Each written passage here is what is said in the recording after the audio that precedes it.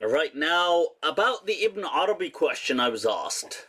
Uh, right, the Ibn Arabi question. I have come to appreciate Ibn Arabi much more now in at this stage in life. And after having a dislike for him previously, I am now quite fond of Ibn Arabi.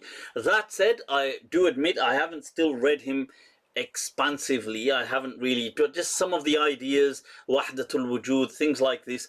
The kind of oneness of being, or being, being sourced in the ground of being. Am I just doing a Boris with clarity here? Am I just being like super clear in what I'm saying? So that being, things that being with a capital B, exists with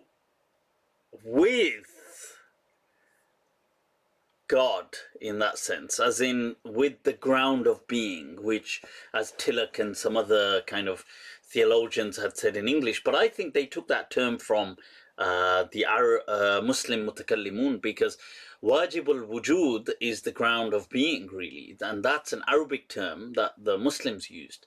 So I know Tilak used it and things like this, but it wasn't historically used in the English sense. So I feel that, yeah, I'm more intrigued, especially with, this whole consciousness thing. I feel that, maybe Ibn Arabi was onto something. And this kind of, what's a better term? This kind of forgiving outlook of, for the whole of humanity.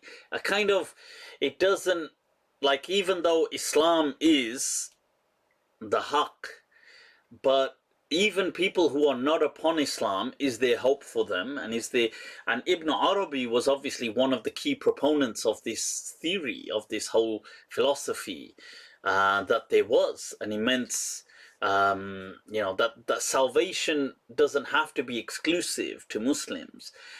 And obviously basing that on certain verses of the Quran, I find that intriguing. I find it very interesting, and definitely a message that I think resonates with a lot of people today. So I find Ibn Arabi in more recent days much more interesting, and I definitely like him.